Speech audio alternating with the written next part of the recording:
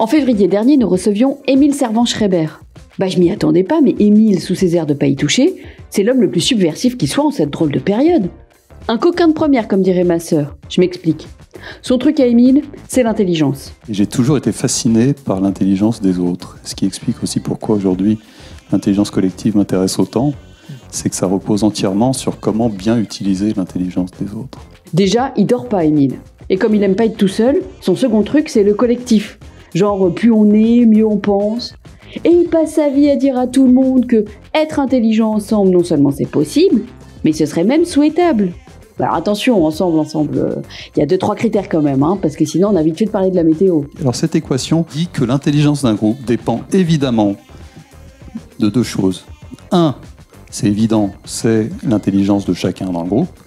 Mais deuxièmement, et ça c'est pas intuitif, elle dépend de la divergence des opinions dans le groupe. La diversité. Moins on est d'accord, la diversité des opinions. Moins on est d'accord, plus il y a de différences qui s'expriment et plus il y a de chances que le groupe en sorte plus intelligent. On n'aurait pas parié, justement, Émilie dit aussi qu'on est hyper bon en pari quand on est nombreux. Mais hyper, genre plus fort que les gars du FBI. À l'intérieur de ces multitudes de parieurs, il y en a évidemment qui sont un peu meilleurs que d'autres. Et ceux-là, on arrive très bien à les identifier, il y en a environ 2%.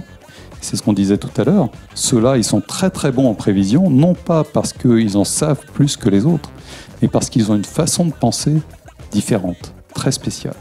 Et cette façon de penser très spéciale, elle repose essentiellement sur ce qu'on appelle l'ouverture d'esprit active.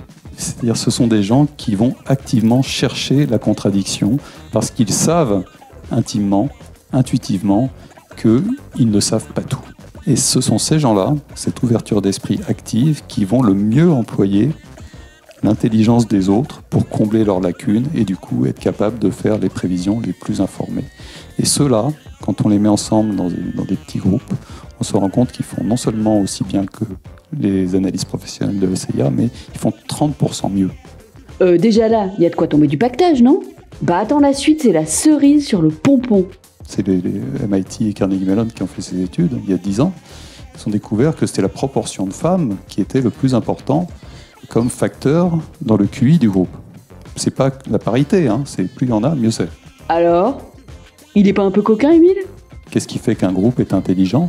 C'est principalement sur l'intelligence émotionnelle et l'empathie des uns vers les autres, de chacun, que se bâtit l'intelligence rationnelle du groupe ou la capacité de l'équipe à gagner. Donc les filles, Émile est très clair. Beyoncé a raison et ma grand-mère aussi. Faut qu'on envoie maintenant, c'est la science qui le dit. Émile, cœur avec les doigts et pouce en l'air, lâche rien et parle à tes copains. Cette émission est à voir, revoir et à prescrire sur www.rendezvousdesfuturs.com.